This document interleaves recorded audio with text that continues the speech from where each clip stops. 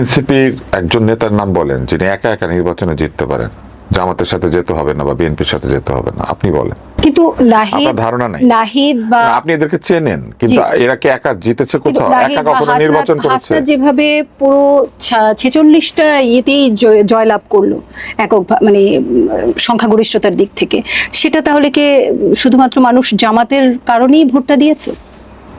এরা একা জিতেছে কোথাও? একা দাঁড়িয়ে জিততে পারে? আমি আপনাকে জিজ্ঞেস করেছি। এই যে দলগুলির কথা বললেন, জুনায়েদ সাকিব মেয়র ইলেকশন করেছিল, কয়টা ভোট পেয়েছিল? আপনি যে দলগুলির কথা বললেন, এরা জীবনে কোনোদিন একটা মেয়র ইলেকশনে, একটা পৌরসভার ইলেকশনে কাউন্সিলর পদে তাদের কোনো ব্যক্তি কখনো জিতেছে? জুনায়েদ সাকিব জিতে নাই। আপনি আমার উত্তরটা দেন। আপনি জিতে নাই কোনো? জিততে পারেনি। হ্যাঁ, জিততে পারে নাই। এরা জিতেছে কারণ এরা কেউ বিএনপির সাথে গিয়েছে, কেউ জামাতের সাথে গিয়েছে। জামাতের ভোটাররা এবং বিএনপির ভোটাররা এদেরকে ভোট দিয়েছে, সেই জন্য জিতেছে। এদের নিজেদের কোনো ভোট নাই। কিন্তু এবারে নির্বাচনে তো আমরা এরকম নতুন মুখ অনেক দেখেছেন, কারণ নতুন মুখ যারা বড় দলের হয়ে গিয়েছে তারা সেই দলটা করে, সেই দলের জনপ্রিয়তার কারণে তারা পেয়েছে। আমি সেটাই বলছি, আপনি যাদেরকে দল বলছেন তারা দলই হয় না এখনো পর্যন্ত। আমি সেটাই বলছি যে এই মানুষগুলো তাহলে জিতেছে দলের কারণে। মানুষ কার দলের কারণে? জি, বড় দলগুলোর কারণে। তো বড় দলের কারণে জিতেছে। এখন আমি যদি একটা বিরাট একটা ট্রেনের মধ্যে উঠে যাই, তারপরে সেখান থেকে নেমে আসি, তাহলে কি আমি সেই ট্রেনে ওই ট্রেনের উঠার যোগ্যতা অর্জন করেছিলাম সেই জন্য উঠেছি, নাকি ওই ট্রেনের লোকের আমাকে উঠতে দিয়েছে সেই জন্য? ওটা ওইভাবে যদি আমরা দেখি তাহলে গণতন্ত্রের বিকাশটা সেভাবে হয়নি। না, আমি এটাও বলি নাই। আমি যেটা বলেছি সেটা এখনো দেখেন আপনি ধরতে পারছেন না। আমি বলেছি, আপনি বলেছেন এখানে আমরা অনেক নতুন দলকে দেখতে পাচ্ছি। আমি এখানে কোনো নতুন দল দেখতে পাচ্ছি না। আমি এখানে বিএনপি দেখি এবং জামাত দেখি, আর কোনো নতুন দল নাই। এরা ওই দলগুলির মধ্যে উঠে বসেছে। হাতির পিঠে কিছু পাখি বসে থাকে, হাতির পিঠের মধ্যেও খুঁটে খুঁটে খায়। তিমি মাছের দাঁত পরিষ্কার করে কিছু ছোট মাছ আছে। এখন আপনি যদি বলেন যে এরা তিমি মাছের মতোই দল একটা বড়, এরাও তিমি মাছ, এরা তিমি মাছ না। এরা তিমি মাছ আছে বলে খুঁটে খুঁটে খায়।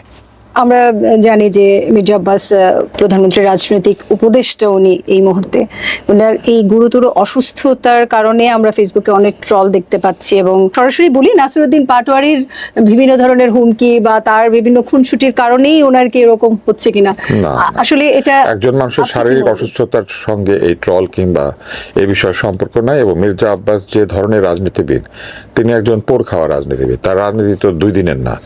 ফলে তিনি এই ধরনের বহু প্রতিকূলতার মধ্যে দিয়ে গিয়েছেন। তার যে ঘটনাটি ঘটেছে সেটি হচ্ছে যে আমার ধারণা তিনি উচ্চ রক্তচাপের রোগী ছিলেন হয়তো, এবং তার একটা মস্তিষ্কের কোনো একটি সমস্যার কারণে তিনি আসলে অজ্ঞান হয়ে গিয়েছিলেন, যেটাকে আমরা স্ট্রোক বলি। আমি পুরো অসুস্থতার বিষয়ে জানি না, এখনো জানতে হবে আমার। তবে আমার ধারণা এটি স্ট্রোক, এবং তার যেহেতু মস্তিষ্কে অস্ত্রোপচারের কথা আমি শুনেছি, তার মানে হয়তো সেখানে রক্তক্ষরণ আছে অথবা কোনো ধরনের সমস্যা হচ্ছে যেটা অপসারণ করতে হবে। এটি বয়সের কারণে হতে পারে, উচ্চ রক্তচাপের কারণে হতে পারে। তবে এই বিষয়গুলিকে স্ট্রেস বা অনেক বেশি উৎকণ্ঠা অনেক সময় বাড়িয়ে তোলে। আমাদের আসলে জানতে হবে, কিন্তু এটাকে দায়ী করা যাবে না যে শুধু ট্রলের জন্য এরকম হয়েছে, কারণ ট্রল তো ওনার অনেক হয়েছে, ওনাকে নিয়ে অনেক আজে বাজে কথা বলা হয়েছে। আমার ধারণা এই জন্য এই ঘটনাটা ঘটেছে। আমরা সরাসরি নির্বাচনের সময় কিন্তু সবচেয়ে বেশি আলোচনায় ছিল এই ঢাকা 8 আসন, এবং নাসিরউদ্দিন পাটোয়ারি এবং মির্জা আব্বাসের ঘটনাগুলোই কিন্তু আমরা সবচেয়ে বেশি দেখেছি। তারপরে একদম মানে খুব 1 মাসের মধ্যেই কিন্তু আবার এই সংসদ অধিবেশন শুরু হলো।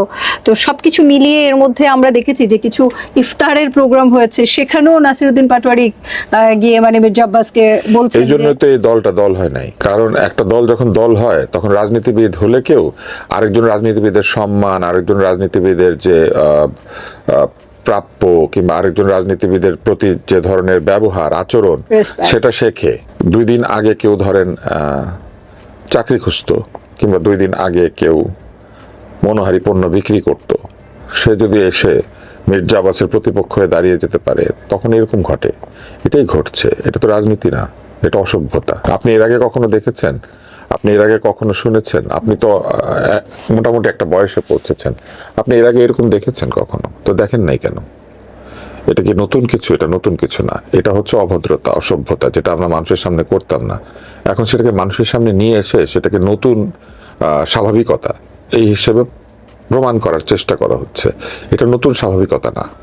এটা যে কাজগুলি মানুষ ক্যামেরায় করে না, যে কাজগুলি মানুষ প্রকাশ্যে করে না, সেই কাজগুলিকে প্রকাশ্যে নিয়ে এসে বলার চেষ্টা করা হচ্ছে যে এটাই স্বাভাবিকতা। এটা স্বাভাবিকতা না, এটা হচ্ছে আচরণের শিক্ষার অভাব, এটা হচ্ছে ব্যবহার না জানার বিষয়। আমরা যদি এই নতুন সংসদ অধিবেশনে দেখি যে একটা শোক প্রস্তাব পাশ হলো, এই শোক প্রস্তাবটাতে আমরা দেখেছি যে আসলে মুক্তিযুদ্ধ বা এই শোক প্রস্তাবের ক্ষেত্রে যাদের নামগুলো আসবে এটা নিয়ে কিন্তু আমরা নির্বাচনের আগে পরে অনেক আলোচনা দেখেছি, কন্ট্রোভার্সি দেখেছি, কিন্তু কালকে আমরা দেখলাম খুব সহনশীল ভাবেই এটা কিন্তু সংসদে পাশ হয়েছে। আসলে এই জিনিসটাকে আপনি কি এর কারণ হচ্ছে এই মুহূর্তে সংসদে যারা আছেন তারা একসময় মানে বড় দুটি দল একটি আরেকটি দলের সহযোগী ছিল, তারা একসঙ্গে নির্বাচন করেছে, একসঙ্গে রাজনৈতিক আন্দোলন করেছে, ফলে এদের রাজনৈতিক সখ্যতা ছিল, যে কারণে যে কয়টি নাম এসেছে অধিকাংশই যেহেতু এক দলের সঙ্গে আরেক দলের সম্পর্ক যখন ছিল তখন গ্রহণযোগ্য ব্যক্তি ছিলেন, সেই কারণে কেউ আসলে কোনো বিষয়ে আপত্তি করে নাই এবং এই কারণে এটা হয়েছে। আপনি কিভাবে দেখছেন? আমি এইভাবেই দেখি, আমার কাছে শোক প্রস্তাবের কোনো মূল্য নাই, অন্য কার কাছে আছে আমি জানি না। এইসব শোক প্রস্তাব একবার পড়া হয় তারপর লোকে ভুলে যায়, এগুলোর কোনো মূল্য নাই।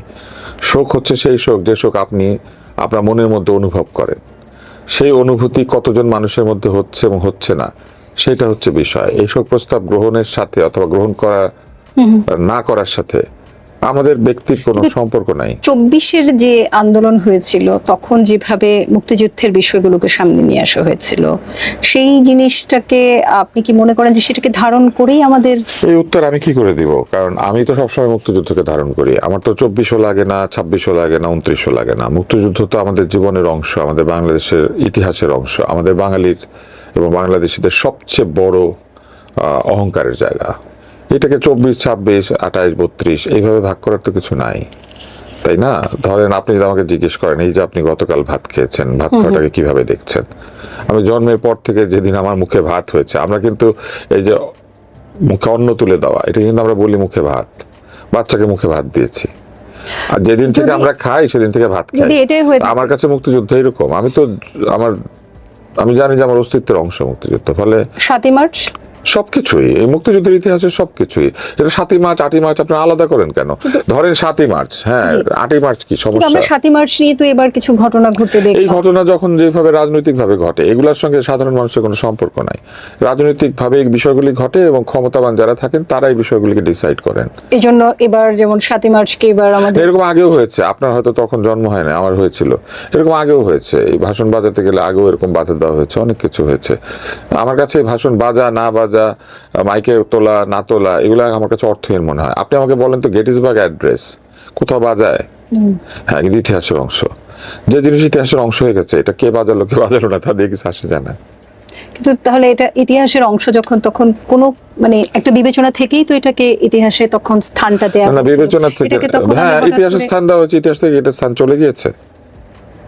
এই ভাষণটাকে ইতিহাস থেকে এখন আর নাই ইতিহাসে আছে, কিন্তু এটাকে তো আমি আপনি না বললে কি ধারণ করতে পারছি না? না, আপনাকে ধারণ করতে হবে কেন? ইতিহাসে কোনো কিছু, আমরা দেখলাম যে ঢাকা ভার্সিটির একজন স্টুডেন্ট ইতিহাসে কোনো কিছু নাই মনে করেন। ইতিহাসে যা আছে সেটা আছে, আপনি বলেন না দেখি কোটা ইতিহাসে থাকবে না। না, আমি সেটাই বলছি যে তাহলে এই যে ঢাকা ভার্সিটির একটা স্টুডেন্ট সেই ভাষণ বাঁচানোর কারণে তাকে আজকে এরকম ভাবে এই জবাব তো দিতে হবে যারা নিয়ে গিয়েছে, যারা প্রহার করেছে, যারা বাধা দিচ্ছে, তাদেরকে প্রশ্ন করতে হবে। আপনি কিভাবে দেখছেন? আমি কোনোভাবেই দেখি না, আমি দেখি প্রহার করা খারাপ। আপনি কাউকেই প্রহার করতে পারেন না। সে যদি রাস্তার মোড়ে দাঁড়িয়ে সেখানে অন্য কাউকে কোনো ক্ষতি না করে থাকে, আপনি তাকে প্রহার করতে পারেন না। বাংলাদেশের আইনে কেউ কাউকে প্রহার করার অধিকার দেওয়া হয় নাই। আমি প্রহার করাটাকে খুবই অন্যায় বলে মনে করি। ও যদি অন্য কোনো কারোর ওখানে প্রহৃত হতো, আমি সেটারও প্রতিবাদ করতাম। প্রহার করতে আপনি পারবেন না, আপনি তাকে না করতে পারবেন, আপনি তাকে বলতে পারবেন যে আমি এটা পছন্দ করছি না, কিন্তু আপনি তাকে বাধা দিতে পারবেন না। আমরা এই যে সংসদ ভবনে আর একটি সংসদ অধিবেশন চলাকালীন সময় আবার ওয়াকআউটের যে ব্যাপারটা দেখলাম। ওয়াকআউট সংসদের একটা রীতি, আওয়ামী লীগ করেছে, বিএনপি করেছে, রাষ্ট্রপতিকে তারা পছন্দ করে না, সেই জন্য ওয়াকআউট। কিন্তু এই রাষ্ট্রপতির সাথেই তো তারা প্রথমে এই যে দেখেন শপথ গ্রহণ করেছে। এই যে আপনি যুক্তি দিচ্ছেন, তো এটা আপনারও প্রশ্ন আমারও প্রশ্ন। এটা আপনার যেমন আপনার মনে উঠেছে আমারও উঠেছে, এই জন্য আমি বললাম না যে তো রাজনৈতিক দল না, সকালে যেটা করে বিকালে সেটা উল্টা কাজটা করে। তো রাজনৈতিক দল হলে এটা করার কথা ছিল না। কিন্তু সেখানেও তো বড় দল ছিল, জামাত ছিল তাদের। হ্যাঁ, এখন বড় হয়েছে, বড় হওয়াটা বুঝতে পারে না এখনো, বড় হয়েছে বুঝতে পারবে। এর আগে তো এত বড় এত আসন কোনোদিন পায় নাই। ওয়াকআউট করলে যে সংসদের খানিকটা জায়গা খালি হয়, এই অবস্থাতেই তো তারা ছিল না। তারা বের হয়ে গেলে 3 জন 5 জন সর্বোচ্চ 18 জন বের হইতো। এখন তারা অনেক লোক নিয়ে বের হতে পারছেন, তো এই জন্য আপনি ওয়াকআউটটা বুঝতে পারছেন। এর আগে তারা অন্যের পিছে পিছে ওয়াকআউট করতেন, এখন তারা নিজেরা ওয়াকআউট করার শক্তিতে পৌঁছেছেন। কিন্তু তাদের যে ওয়াকআউটের যে কারণটা, সেটাকে আপনি কতটা যুক্তিযুক্ত মনে করেন? না, এটার যুক্তিকে কিছু নাই, তাদের ভালো লাগে না প্রেসিডেন্ট সাহেবকে, ততএব তারা বেরিয়ে গেছেন।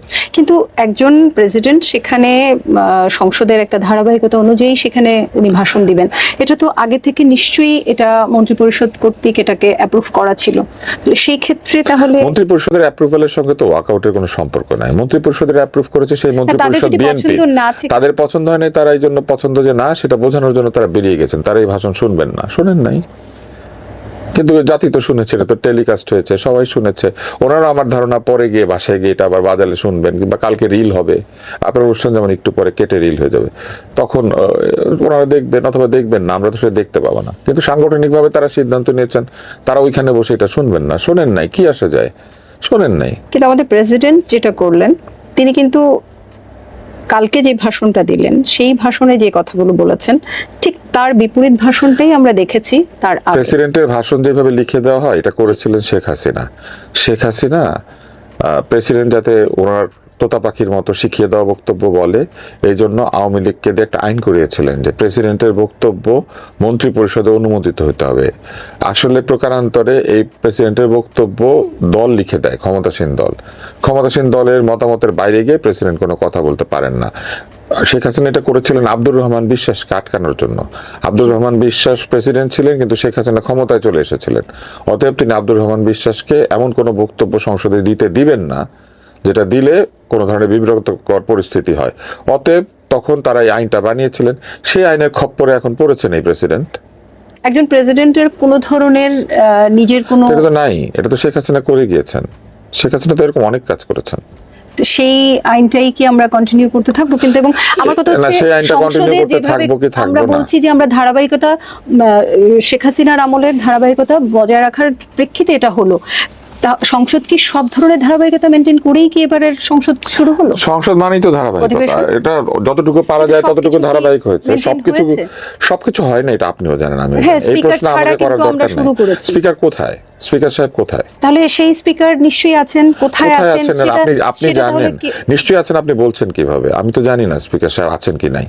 আমরা তো গণমাধ্যমে না হয় দেখতে পেতাম উনি, না আপনি কাউকে দেখতে না পেলে উনি জীবিত না মৃত এটা আপনি বলতে পারেন। শ্রোডিঞ্জারের বিড়াল বলে একটা ব্যাপার আছে। শ্রোডিঞ্জারের বিড়াল হচ্ছে একটা বাক্সের মধ্যে একটা বিড়াল আছে, কেউ আপনাকে বলে দিয়েছে। আসলে বিড়ালটা আছে কিনা এটা আপনি বুঝবেন কিভাবে? বাক্সটা খুলতে হবে, তাই তো? এই বাক্সটা আচ্ছা, খোলার কিন্তু দায়িত্ব আপনাকে যদি আমি প্রশ্ন করি, ভেতরে যে বিড়ালটা আছে আপনাকে বলে দেওয়া হচ্ছে বিড়ালটা আছে, তার মানে আছে। বিড়ালটা জীবিত না মৃত? সেটা তো আমি জনগণ জানি যে বিড়াল আছে, কারণ আপনি বলে দিয়েছেন, কিন্তু এই বাক্সটা খুলবে কে? না, বাক্স খোলার বিষয় না তো, আমি আপনাকে এই জন্য জিজ্ঞেস করেছি আপনি কি করে বলছেন যে স্পিকার আছেন? আপনাকে কে বলেছে? আমরা তো যেমন আজকে মির্জা আব্বাস সাহেব স্পিকার বাংলাদেশে আছেন, আপনাকে কে বলেছে? মির্জা আব্বাস আপনার সামনে ছিলেন, অসুস্থ হয়েছেন, এবার কেয়ারে গিয়েছেন, আপনি স্পিকারের ঠিকানাটা বলেন, উনি কোথায় আছেন আপনি জানেন? কেউ জানে? কেউ জানে না।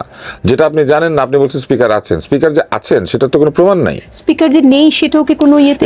এই জন্যই তো শ্রোডিঞ্জারের বিড়াল বলেছি। শ্রোডিঞ্জারের বিড়ালের যে থিওরিটা, এই জন্য আমি বলেছি ওই বাক্সের মধ্যে উনি আছেন নাকি নাই এটা তো আমরা জানি না। কেউ বলেছে আছেন, কেউ বলছে নাই। আপনি প্রমাণ করবেন কিভাবে উনি আছেন নাকি নাই? উনি ওখানে উপস্থিত নাই, অতএব নাই। উনি না থাকলে যা করতে হয় তাই হয়েছে। তাহলে আমরা তো সবকিছু মেনে, যেমন আপনি জানেন শেখ হাসিনা আছেন, আপনি জানেন ওবায়দুল কাদের আছেন। আপনি যদি আমি জিজ্ঞেস করি কোথায় আছেন, আপনি জানেন, কারণ আপনি জানেন, কারণ ওনার বক্তব্য প্রচারিত হয়, আপনি জানেন। আপনি এখন আমার সাথে তর্ক করছেন, এই তর্ক করার দরকার নাই। আপনি জানেন উনি কোথায় আছেন, উনি ভারতে আছেন, ওইখান থেকে বিবৃতি দেন। ওবায়দুল কাদের ওইখান থেকে কথা বলেন। স্পিকারের এরকম কোনো কথা এসেছে? স্পিকার কোথায় আছেন উনি আমাদেরকে জানিয়েছেন? স্পিকার জনসমক্ষে আমাদেরকে কিছু বলেছেন? বলেন নাই। অতএব আমি জানি না উনি কোথায় আছেন, আমি জানি না উনি বেঁচে আছেন না মরে গিয়েছেন, আমি জানি না উনি বাংলাদেশে আছেন কিনা, আমি তো জানি না, কেউ জানে না।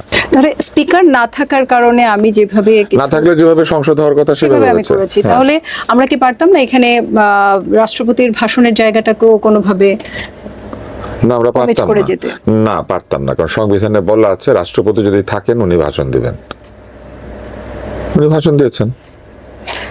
রাষ্ট্রপতি আছেন তো বাংলাদেশে, রাষ্ট্রপতির পদ তো শূন্য হয়নি। সাংবিধানিক পদ যেটা না আছেন, যাকে আমরা দেখতে পাচ্ছি উনি বর্তমান, ওনাকে আপনি বন্ধ করবেন কেন? এটা তো সংবিধানে লেখা আছে, দায়িত্ব। স্পিকার যদি এখন আসতেন সেদিন সংসদে, এসে বলতেন এই যে আমি স্পিকার, তখন সাংবিধানিক ভাবে তাকে তার যা দায়িত্ব সেটা তাকে করাতে হতো। উনি তো হাজির হন নাই, উনি তো প্রকাশ্যে আসেন নাই। আমরা এবার একটু ভিন্ন প্রসঙ্গে যাই। আমরা দেখেছি যে অন্তর্বর্তীকালীন সরকার ব্যবস্থাকালে যে মানে 18 মাসের যে শাসন আমল ছিল, 18 না, ঠিক 19 মাস বলা যায়, তখন যে 133টি অধ্যাদেশ প্রথম অধিবেশনে আমরা দেখতে পেলাম যে আসাদুজ্জামান উত্থাপন করেছেন। এই সরকারের এই আদেশগুলো আপনার কি মনে হচ্ছে এগুলো কি অনুমোদন পাবে? এটা বিএনপি বলতে পারবে কয়টা অনুমোদন পাবে অথবা পাবে না। যেগুলি প্রয়োজনীয় সেগুলি তো অনুমোদন দিতেই হবে। যেগুলি না দিলে পরে ধারাবাহিকতার সমস্যা দেখা দিবে, অথবা যেগুলিতে বিএনপি সম্মতি আছে তারা তো সেটা দিবে অনুমোদন। কিন্তু এই যে 19 মাসের যে শাসন আমলটা, সেই সময়ের একটা প্রস্তাব যদি আমরা এটাকে, তখন কিন্তু ওই মুহূর্তে কোনো ধরনের সরকার ব্যবস্থাই ছিল না, ছিল একটা অন্তর্বর্তী সরকার ছিল। অন্তর্বর্তী সরকারের কথাই বলছি আমি। অন্তর্বর্তী সরকারের দেয়া এই অধ্যাদেশগুলো আপনার কি মনে হয় এগুলো কি গ্রহণযোগ্যতা কতটুকু? অন্তর্বর্তী সরকারের দেওয়া অধ্যাদেশগুলো প্রেসিডেন্টকে দিয়ে জারি করানো হয়েছে। প্রেসিডেন্ট সাংবিধানিক লোক। নিয়ম হচ্ছে যখন সংসদ থাকে না তখন প্রেসিডেন্টকে এরকম আদেশ দিতে হয়। প্রেসিডেন্টের আদেশগুলি না, প্রেসিডেন্টের কোনো দল নাই। প্রেসিডেন্ট কিন্তু দলহীন। প্রেসিডেন্ট কিন্তু দল নিরপেক্ষ। আমরা প্রেসিডেন্টকে কোনো দল নির্বাচিত করলে উনি দলের হয়ে ওই মুহূর্তে তো যে দল দ্বারা উনি নির্বাচিত হয়েছেন সেজন্যই কিন্তু এখন এই কথাগুলো হচ্ছে, এবং তখন কিন্তু উনি দলীয়করণ ভাবেই কথাগুলো বলতেন, যেটা উনি বলেছেন যে দুর্নীতির চ্যাম্পিয়ন ছিল বিএনপির আমল। এবং 2001-এ আমরা যদি দেখি যে প্রেসিডেন্ট তো তার নিজের কথা বলেন না, সরকার তাকে যেটা বলতে বলে উনি সেটা বলেন। কিন্তু উনি তো যেই সরকার, এইগুলো ছিল আওয়ামী লীগের বক্তব্য। হ্যাঁ, যখন ওনাকে আওয়ামী লীগের বক্তব্য, আওয়ামী লীগ নির্বাচিত হয়েছেন, কিন্তু আওয়ামী লীগের আপনি কাউকে দিয়ে নির্বাচিত হয়ে গেলে তো আপনাকে সেই দলের পক্ষে বলতে হবে এমন কোনো কথা নাই। আমি এই জিনিসটা ব্যাখ্যা করেছি আপনাকে। প্রেসিডেন্ট কি বলবেন সংসদে সেটা মন্ত্রী পরিষদ অনুমোদন করে। এটা কে তাকে নির্বাচন করেছে সেটা ইম্পর্টেন্ট না। ওই সময় ওই দল ক্ষমতায় আছে, তা যাদের মন্ত্রিসভা তারা বলে। ফলে যখন আওয়ামী লীগ ছিল, আওয়ামী লীগ তাকে যেটা লিখে দিয়েছে উনি পড়েছেন, আর এখন বিএনপি তাকে যেটা অনুমোদন করেছে উনি সেটা পড়েছেন। আপনি যখন সংবাদ পড়েন, আপনি আপনার নিজের ইচ্ছা মতো সংবাদ পড়তে পারেন? পারেন না। সেই রকমই প্রেসিডেন্ট যে বক্তৃতাটা দেন এটা মন্ত্রী পরিষদ অনুমোদিত। কে তাকে নির্বাচন করেছে, টেলিভিশনের মালিককে, কে আপনাকে চাকরি দিয়েছে, it is not important. Important is আপনার চিফ নিউজ এডিটর আপনাকে কোন সংবাদটা পড়তে পাঠিয়েছেন। এই জায়গায় আওয়ামী লীগ থাকলে ওনাকে যেটা লিখে দিত উনি সেটা বলতেন। এখন বিএনপি সরকার আছে, তারা যেটা দিয়েছেন, যেটা অনুমোদন করেছেন উনি সেটা দিয়েছেন, সেটা বলেছেন। এই কাজটা তো হাসিনা করে গিয়েছেন। এই প্রশ্নটা আপনার তাকে করা উচিত, শেখ হাসিনাকে। উনি এটা করেছিলেন। আমরা অবশ্যই ওনাকে পেলে না, ওনাকে লিখে পাঠান, কিছু একটা করেন। ওনার এইসব কাজের ডিফেন্স কিংবা অফেন্স এই দুইটাই আমাদের করতে হবে কেন? সময় নষ্ট। 2024-এ এই কাজটা যে ভুল হয়েছে এটা যদি এখনো কেউ বুঝতে না পারে তাহলে আর বুঝতে পারবে না। আমরা 2024-এ মানে একটা যে গণ অভ্যুত্থান হলো, জুলাই অভ্যুত্থান যেটাকে আমরা বলছি, সেখান থেকে আসলে আমরা মানে রাজনৈতিক পরিবর্তনগুলো কিছু কি পেয়েছি বা কি শিক্ষা পেলাম? কারণ সংস্কারের পরিবর্তন হয়েছে, সরকার পরিবর্তিত হয়েছে। এই যে আপনি কয়েকটা মুরগির ডিম ফুটে বাচ্চা বেরিয়েছে যে দলগুলি, সেগুলোর নাম বললেন, আমরা পেয়েছি পরিবর্তন। আমরা কিন্তু এখনো সেই জুলাই থেকে আমরা সংস্কারের যে কথাগুলো বলে আসছি, এতদিন পরে এসেও কিন্তু আমরা এখনো শুনতে পাচ্ছি যে সংস্কার হবে সবাই দলমত নির্বিশেষে, তারপরে আমরা দেশকে এগিয়ে নিয়ে যাওয়ার জন্য কাজগুলো করতে পারবো। আসলে সংস্কারটা আসলে কিসের সংস্কার এবং কোথায় এই সংস্কার শেষ হবে? এই প্রশ্নের উত্তর দিতে পারবেন আলী রিয়াজ। আলী রিয়াজ যদি বোঝাতে পেরে না থাকেন, আপনি যদি বুঝে না থাকেন, তাহলে আলী রিয়াজ ব্যর্থ হয়েছে। আলী রিয়াজ সংস্কার কাউকে বোঝাতে পারে না। নবনির্বাচিত আমাদের যে প্রধানমন্ত্রী আছেন, নবনির্বাচিত প্রধানমন্ত্রী দল পরিষ্কারভাবে বলেছেন যে তাদের একটা ম্যানিফেস্টো আছে এবং সেই ম্যানিফেস্টোতে তারা বহু আগে সংস্কার প্রস্তাব করেছিলেন। সেই সংস্কার প্রস্তাবগুলি সব ধারা সন্নিবেশিত আছে। তাদের 31 দফা সংস্কারের প্রস্তাব আছে। অতএব এই দলের কাছে আমরা তাদের দলের যে সংস্কার সেটাই আশা করতে পারি। আলী রিয়াজের সংস্কার আলী রিয়াজ বুঝাতে পারেন নাই। আলী রিয়াজের সংস্কারটা আলী রিয়াজকে বুঝাইতে হবে। আলী রিয়াজ এবং ডক্টর ইউনূস মিলে যে একটা সংস্কার প্রস্তাব করেছিলেন ঐকমত্য কমিশনের ভিতর দিয়ে, এটা তারা কাউকে বোঝাতে পারেন নাই, যেমন আপনাকেও পারেন না। এই জন্য আপনি প্রশ্ন করছেন যে সংস্কার কি পেয়েছি, সংস্কারটা কোথায়, সংস্কার কেমনে হবে, কারণ ওনারা বুঝাতে পারেন না। এমন কোন একটা গণভোট করেছেন, সেই গণভোটের যে 4টা প্রশ্ন সেটাও ঠিক মতো লিখতে পারেন নাই, যে জন্য গণভোট কি হচ্ছে, কোন প্রশ্নে ভোট দিচ্ছে মানুষ বুঝে নাই। বলেছে হ্যাঁ ভোট দিতে দিয়েছে, কিন্তু হ্যাঁ ভোট দিতে বলেছে, মানুষ বলেছে, কারণ বড় বড় জনপ্রিয় দলগুলি বলেছে হ্যাঁতে ভোট দেন দিয়েছে। এই হায়ের পরে এখন কি হলো? এই হায়ের পরে দল সিদ্ধান্ত নেবে কি হবে, কারণ 4 নম্বর প্রশ্নে লেখা ছিল যে দলগুলি ম্যানিফেস্টো অনুযায়ী কাজ করবে। দল তার ম্যানিফেস্টো অনুযায়ী কাজ করবে। দল যেসব সংস্কারকে জরুরি মনে করে সেগুলি করবে, আর যেগুলি মনে করে না সংসদে আলোচিত হবে অথবা হবে না। তাহলে নতুন প্রধানমন্ত্রী যেটা বললেন যে আবার উনি সংস্কারের কথা বলেছেন, যে সংস্কার, নতুন প্রধানমন্ত্রী সংস্কারের কথা বলেছেন, আলী রিয়াজের সংস্কার না, বিএনপি সংস্কারের কথা বলেছেন। উনি বিএনপি থেকে নির্বাচিত প্রধানমন্ত্রী এবং তার ম্যানিফেস্টো আছে, ওইটা নিয়ে উনি জনগণের কাছে গিয়েছিলেন, জনগণ ওই জন্য তাকে ভোট দিয়েছে। উনি যে সংস্কারগুলি প্রতিশ্রুতি জনগণকে দিয়েছেন সেগুলি করতে উনি বাধ্য। আমরা একটু অন্যভাবে দেখি, যদি হাসনাত আব্দুল্লাহ আমরা দেখলাম যে খেজুরের হিসাব দিয়েছে। আমি কথাই বলতে চাই না এসব নিয়ে। আপনি বলতে পারেন হ্যাঁ খেজুরের হিসাব না, উনি আরো হিসাব দিয়েছেন, শুধু খেজুর না, রাস্তাঘাট অনেক কিছুর হিসাব দিয়েছেন। আমরা এই ধরনের মানে হিসাব কিন্তু দেখতাম ব্যারিস্টার সুমন দিতেন। আর আমি এখানে কি কোনো সিমিলারিটি খুঁজে পাচ্ছি আমরা এখানে? কারণ হাসনাত আব্দুল্লাহর কথা যদি বলি, আমরা ত্রাণের সময় যে তার হাতে যে ত্রাণের যে ইয়েটা ছিল, সেটার কিন্তু আমরা ওই জায়গাটা কিন্তু এখনো কন্ট্রোভার্সি রয়ে গেছে, কারণ সেই হিসাব সে দিতে পারেনি। আমি জানি না, ওটার জন্য তো হাসনাত আব্দুল্লাহ একা দায়ী না। ওই ত্রাণের সময় কি ত্রাণ ও একা নিয়েছিল? একা নেয় নাই তো, একটা গোষ্ঠী নিয়েছিল, বৈষম্য বিরোধী ছাত্ররা নিয়েছিল। তাহলে এখানে শুধু হাসনাতকে কেন আমরা দায়ী করব? কিছু নামের মধ্যে হাসনাত আব্দুল্লাহ ছিল। আমি সেজন্য বলছি, যেহেতু এখন নতুন করে খেজুরের হিসাবটা তার কাছ থেকে এসেছে, খেজুর এখন সে হিসাব দিতে পারে তাই দিয়েছে, ওইটার হিসাব হয়তো তার কাছে নাই তাই দেয় নাই। কিন্তু খেজুরের হিসাব দেওয়া না দেওয়ার সঙ্গে আসলে আলোচনার কোনো সম্পর্ক নেই। আপনারা যে খেজুরকে এত গুরুত্বপূর্ণ বানিয়ে ফেলছেন, এটা হচ্ছে গণমাধ্যমের ব্যর্থতা। গণমাধ্যম বুঝতে পারে না যে কোনটা ইস্যু এবং কোনটা ইস্যু না।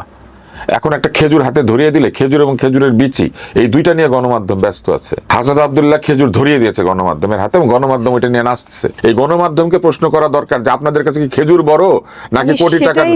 সেই প্রশ্ন আমি কি করে উত্তর দিব?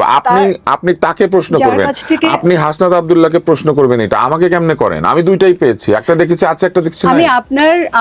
আমার এই ব্যাপারে কোনো মতামত নেই। আমি খেজুর নিয়ে চিন্তাই করতে রাজি না। গণমাধ্যম খেজুর নিয়ে চিন্তা করছে। আমি হিসাবটাও দেখতে রাজি না। খেজুরের হিসাব নিয়ে আমি কেন মাথা ঘামাবো? এর চাইতে বেশি খেজুর এই মুহূর্তে মিরপুর 1 নম্বরের বাজারে আছে, এর চাইতে বেশি টাকার খেজুর। এই টাকা নিয়ে আমার হিসাব করতে হবে কেন? আপনি বরং যেখানে টাকা আছে সেই টাকার হিসাব নেন। ওই কুমিল্লার দেবিদ্বার উপজেলা এর চেয়ে বেশি খেজুর ওখানকার বাজারে আছে। এই 3,12,000 টাকার হিসাব দিয়ে এই কোটি টাকার হিসাবের যে প্রশ্ন সে দেয় না, এই প্রশ্নটা আপনার মনে আছে, তাকে এখানে ডাকেন এবং তাকে সেই প্রশ্নটা করেন। আপনারা সেই প্রশ্নটা তাকে না করে আমাদের মতো লোকদেরকে করেন। আপনারা আমাদেরকে দিয়ে তাদেরকে সমালোচনা করাতে চান, এটা কোনো প্রয়োজন নাই। আপনি তাকে ডাক দিয়ে জিজ্ঞেস করেন যে ওই 3,12,000 টাকার খেজুরের চাইতে বড় হিসাব তার কাছে আছে কিনা, সেটা দিক। আসলে এটা সমালোচনা না। খেজুরের হিসাব কারা দিয়েছেন? আপনি দেখেন 2 জন লোক দিয়েছেন, তারা এটা প্ল্যান করে দিয়েছে। এই খেজুরের হিসাব তারা খেজুরের হিসাব দিতে এসেছে এবং খেজুরের হিসাবই দিবে এবং জাতি খেজুর নিয়ে নাচবে। রোজা যেহেতু প্রায় শেষের দিকে, আমরা আর খেজুরের কথায় নাই যাই। না, রোজা শেষের দিকে আপনি খেজুরের কথা যাবেন না, এটাই হচ্ছে আমাদের প্রবলেম। ছোলা আর খেজুর কি শুধু রোজার মাসের ব্যাপার? এটাই হচ্ছে আমাদের সমস্যা, যে seasonal variant of asking things, এটা হচ্ছে বোকামি। আমি আপনাকে একটা মজার জিনিস বলি, গণমাধ্যমে ঈদের দিনে কি সংবাদ প্রচার হবে আমি এখন আপনাকে বলে দিতে পারি। আজ বাংলাদেশের সবচেয়ে বড় জামাত হলো ঈশ্বরগঞ্জের শোলাকিয়ায়। ঈদের দিন বিনোদন কেন্দ্রগুলিতে উপচে পড়া ভিড়। 2, আজ ঈদের জামাতে অংশ নিয়েছেন মাননীয় প্রধানমন্ত্রী অমুক জায়গায় এবং মহামান্য প্রেসিডেন্ট অমুক জায়গায়। 4, এই ঈদেও বহু মানুষ ঘরে ফেরেননি, তারা কাজ করছেন। আমার মনে আরেকটা অ্যাড হবে। আসেন, হ্যাঁ বলেন। প্রধানমন্ত্রীর সাথে দেখা করতে যাবে, তারপরে আছে ওইটা, তারপরে হচ্ছে আজ ঈদের দিনে বিভিন্ন সমাজের গণ্যমান্য ব্যক্তিদের সঙ্গে প্রধানমন্ত্রী। সারা জীবন আমি এটা টেলিভিশনে দেখেছি, আমি সেই গণ্যমান্যদের তালিকায় কোনোদিন ছিলাম না, কিন্তু আপনি আমার সাক্ষাৎকার নিচ্ছেন। আপনার উচিত গণ্যমান্যদের ডেকে জিজ্ঞেস করা যে ওই যে গণ্যমান্যদের তালিকার মধ্যে ওনারা থাকেন, ওনারা ওইখানে গিয়ে কি করেন, কেন জানে যে হাত মিলান লম্বা দাঁড়িয়ে দাঁড়িয়ে, এতে করে কি হয়? ঠিক আছে, যতদিন শেখ হাসিনা ছিলেন ততদিন আবার ঈদের যে মূল কাজটি, যে আমরা কি করি, ঈদে আমরা মুসাফাহা করি এবং ঈদে আমরা আলিঙ্গন করি, যেটাকে আমরা আমাদের ভাষায় কোলাকুলি বলি, হ্যাঁ সেটা করি। হ্যাঁ, তো নারী প্রধানমন্ত্রী থাকলে এটা আমরা করতে পারি না। এই বছর শুধু এটা বদলাবে যে এবার পুরুষ প্রধানমন্ত্রী আছেন, হয়তো আমরা এটা দেখতে পাবো। এছাড়া আর কি বদলাবে আপনি আমাকে বলেন তো? গত 16 বছর ধরে আমি সমস্ত মিডিয়াতে এই সংবাদ দেখে যাচ্ছি এবং উপচে পড়া ভিড় বললে আবার বিনোদন কেন্দ্রগুলি হচ্ছে কতগুলি ওই যে অমুক কিংডম তমুক কিংডম থাকে, যেখানে গিয়ে চরকির মধ্যে উঠে বাচ্চারা, ওইটাই আনন্দের জায়গা। কারণ বাংলাদেশে এর বাইরে আর আনন্দের জায়গা নাই। কিন্তু কখনো আমাদের ঈদে কোনোদিন প্রাইম নিউজে বলে না আজকে ঈদে এতগুলি সিনেমা রিলিজ হয়েছে এবং এই সিনেমাগুলিতে, সিনেমা হলগুলিতে প্রচুর মানুষ গিয়েছেন, বলে না। কেন বলেন আমাকে? আমি বলুন তো। বোধহয় দেখেছি কিছু খুব চ্যানেলের rare, না, না, খুব বোধহয় rare। জি যে বিনোদন যে সংবাদগুলো সেগুলোতে কিন্তু এই বিনোদন সিনেমার ব্যাপারগুলো সংবাদ, দেয়া আমি হয়। প্রাইম টাইম নিউজ প্রাইম বলেছি নিউজে আপনাকে। যায় না। আপনি এটা আমার সত্যি কথা মনোযোগ দিয়ে শুনতে জি, হবে। জি। প্রাইম নিউজে এটা যায় না, কিন্তু প্রাইম নিউজে যায় বিনোদন কেন্দ্রগুলোতে উপচে পড়া ভিড়, কিন্তু বিনোদন কেন্দ্রের মধ্যে সিনেমা হল নাই, জি। ঠিক আছে, খাওয়ার দোকানও নাই। কি মনে হচ্ছে এবারে ঈদ কেমন তো কাটবে এই সবার? যে আমি আপনাকে এই যেটা যে- বললাম না, এটা কেন বলেছি উদাহরণ দেওয়ার জন্য। ছোলা আর খেজুর একই অবস্থা, রমজান মাসে ছোলা আর খেজুর করতে থাকে লোকজন, তারপরে 11 মাসের ছোলা আর খেজুরের খবর থাকে না। কিন্তু বাংলাদেশে সারা বছর খেজুর বিক্রি হয়। জি, বাংলাদেশে বহু মানুষ আছেন সারা বছর বিভিন্ন সময় রোজা রাখেন, আমি নিজেই এটা করি। আপনি রাখেন, হ্যাঁ, তাহলে আপনার নিশ্চয়ই খেজুরের দাম জানতে ইচ্ছা করে অন্য সময়ও। জি, জি। হ্যাঁ, কিন্তু সেই খবর গণমাধ্যম দিবে না। আমাদের গণমাধ্যমের অনেক ত্রুটি আছে, আমাদের গণমাধ্যমের বোঝার ত্রুটি আছে, এবং আমাদের গণমাধ্যম যারা চালান তাদের চিন্তা ভাবনার ত্রুটি আছে। আব্দুল নতুন আমি আপনার কাছে একটু জানতে চাইবো সবকিছু মিলে আসলে ঈদটা কেমন যাবে? এই যদি আপনার শত্রুতা মোচন করতে না পারে, আপনার মনের মধ্যে বিদ্বেষ মোচন করতে না পারে, আপনার সহপাঠীকে যে আপনি রাস্তায় পিটিয়ে নিয়ে থানায় দিয়ে আসলেন, এটা যদি ঈদ বন্ধ না করতে পারে, তাহলে তো ঈদের তো তাৎপর্য থাকে না। আমরা তো দেখলাম এবার যে আমাদের যে মাননীয় প্রধানমন্ত্রী উনি তার অপোজিশন পার্টিদের খবর নিচ্ছেন, যাচ্ছেন, কোলাকুলি করছেন, ইফতারগুলোতে একসাথে ইনভাইট এটা তো ভালো করছেন, জিনিস, খাচ্ছেন। উনি তো ভালো কাজ করেছেন। তাহলে কি আমরা আশা করতে পারছি না একটা খুব ভালো এবং সুন্দর একটা দিকে যাচ্ছি? মাননীয় প্রধানমন্ত্রী কোথাও গিয়ে ইফতার খেলেই দেশটা বদলে যাবে, এটা ভাবার কোনো কারণ নাই। না আপনি মানে আমি বলছি কোন প্রেক্ষিতে উনি যখন আমরা এটা যদি- করছেন তখনই তো কেউ না কেউ পিটিয়ে নিয়ে কাউকে নিয়ে থানায় সামনে ফেলে আসছে, ওইটা বন্ধ করতে হবে। ওইটা যেদিন বন্ধ হবে সেদিন ওনার এই কাজটার যে ফলাফল সুফল এইটা আমাদের কাছে এসে মানে পৌঁছাবে। প্রত্যেকটা পার্সনকে এদের যে আসল যে অর্থবহ জায়গা হ্যাঁ, থানায় ভুয়া মামলা নেয়, থানায় ভুয়া মামলা নেয়, তাই তো, জি। তাই না? সেটাই বলছি। আপনাকে আমি জিজ্ঞেস করি, থানায় ভুয়া মামলা নেয় না? হ্যাঁ, তো থানায় ভুয়া মামলা নেওয়া বন্ধ না হলে আপনি কার সাথে কোথায় গ্রেফতার করছেন এটা আসলে সাধারণ মানুষকে টাচ করবে না। ওইখানে তো আমি দাওয়াত পাই না, আপনি দাওয়াত পান না, জি। ফলে উনি কোথায় কার সঙ্গে করছেন এটা হচ্ছে বড়দের সাথে বড়দের মিতালি, এটা হচ্ছে গণ্যমান্য ব্যক্তিদের সঙ্গে মহামান্য প্রেসিডেন্টের সাক্ষাৎ। কিন্তু মহামান্য প্রেসিডেন্টের সাথে আমি যদি নামাজের সময় থাকতে পারতাম তাইলে বাংলাদেশটা বদলাতো। কিন্তু ওনার চারপাশে থাকবে এসএসএফ, ওনার চারপাশে থাকবে ওনার প্রতিরক্ষা। উনি ডাইনে তাকালে যার সঙ্গে আলিঙ্গন করবেন সে একটা এসএসএফ এর অফিসার, বামে তাকালে আরেকজন, অথবা বড় বড় মানুষদের সাথে উনি আলিঙ্গন করবেন। মহামান্য প্রেসিডেন্টের সাথে যেদিন একজন সাধারণ মানুষ আলিঙ্গন করার মতো বাংলাদেশ তৈরি হবে সেই দিন আপনি গণতন্ত্র হয়েছে এটা আপনি বুঝতে পারবেন। সুইডেনের প্রধানমন্ত্রী যেমন সাধারণ বাজারে গিয়ে বাজার করে, আমি যদি এরকম দেখতে পেতাম যে আমার প্রধানমন্ত্রী সাধারণ বাজারে গিয়ে বাজার করে, চেঞ্জ করছেন, যেমন উনি এই যে জ্যামে বসে এই জন্যই তো থেকে- আমি বলেছি উনি যেটা চেঞ্জ করছেন এটা যতক্ষণ পর্যন্ত সাধারণ মানুষ পর্যন্ত না পৌঁছাবে জি। ততক্ষণ পর্যন্ত এটা পরিবর্তন আমরা বুঝতে আরো পারবো কিছু- না। যেমন আমি এখনো পর্যন্ত জানি না যে বঙ্গভবনের চায়ের স্বাদ কিরকম। এখন ধরেন বঙ্গভবনের চায়ের স্বাদ আমি সারা জীবনও নাও জানতে পারি, ফলে বঙ্গভবনে কে কার সাথে চা খাচ্ছেন এটা আমার জীবনে কিচ্ছু এফেক্ট করে না। কিন্তু আমরা দেখলাম যে রাস্তার কিছু আমি এই কাপের মধ্যে চা যেটা ওইটা আমি পাই, অথবা আমার কাছে এইটাই গুরুত্বপূর্ণ। কিন্তু টলস্টয়ের একটা গল্প আপনাকে বলে আমি শেষ করি, আর কথা না বলি। টলস্টয় গল্পে বলেছিলেন যে আপনি যেখানে আছেন সেটাই সবচেয়ে গুরুত্বপূর্ণ জায়গা, আপনি যে কাজটা করছেন ওইটাই সবচেয়ে গুরুত্বপূর্ণ কাজ, যে মানুষটার সঙ্গে আপনি কথা বলছেন উনি সবচেয়ে গুরুত্বপূর্ণ ব্যক্তি।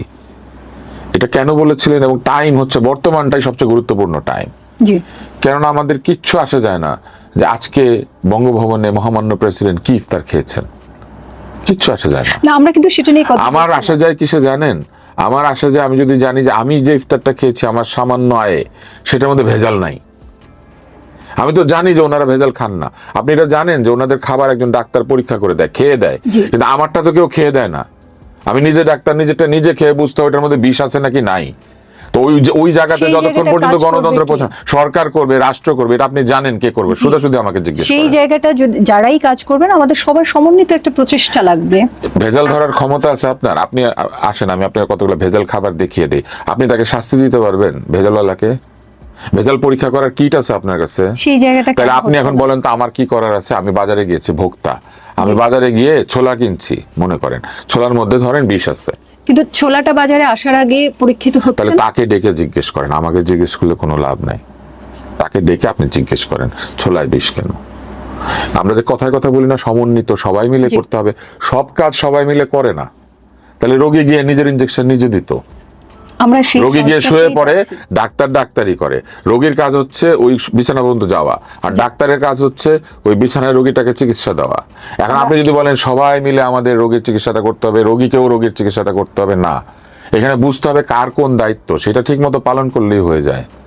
এই যে আমি আপনাকে বললাম না গণভবন বঙ্গভবনের চায়ের কথা, এই চা সিঙ্গারা খাওয়া লোকগুলো এখন কোথায়? আপনারা তাদেরকে জিজ্ঞেস না করে, আপনারা সেই লোকগুলাকে জিজ্ঞাসা না করে আমাদেরকে জিজ্ঞেস আমরা তো করেন। একটু একটু দেখতে পাচ্ছি শেখ হাসিনা পরিবর্তনগুলো 17 হচ্ছে। বছর, এর আগে বেগম জিয়ার 6 বছর, এর আগে আবার শেখ হাসিনা 5 বছর, তার আগে বেগম জিয়ার 5 বছর। জীবনে কোনোদিন আমি জানি না আপনি পেয়েছেন কিনা, জীবনে কোনোদিন আমি তো ওই চা সিঙ্গারার দাওয়াত পাই নাই। তাহলে ওই চা সিঙ্গারা নিয়ে আমার কোনো মাথা ব্যথা নাই। রাজনীতি আসলে শুধু ক্ষমতা নয়, এটা একটা মানুষের আশা আকাঙ্ক্ষা, যেটা আমরা আপনার কাছ থেকে দেখি যে রাজনীতি মানুষের যে ক্ষমতা। উন্নয়ন এবং ন্যায়ের প্রশ্নের সাথে আমাদের মানে এই জায়গাগুলো রাজনীতি ক্ষমতা, ওতপ্রোতভাবে জড়িত। বাংলাদেশের রাজনীতি মানে ক্ষমতা। সেজন্যই তো বলেছিলাম যেদিন রাজনীতি যে মানে ক্ষমতা হবে না, সেদিন আপনি বুঝবেন যে রাজনীতি হয়েছে। আমরা সেই জায়গাটাই যাচ্ছি। সেই জায়গাটা আপনি যেতে পারবেন না, আমরা কেউ যেতে পারবো না, আগামী 20 বছরও না। তাহলে আমরা যদি শুরুতেই এতটা আশাহত হয়ে যাই, শুরুতে আসা তো হবেন না।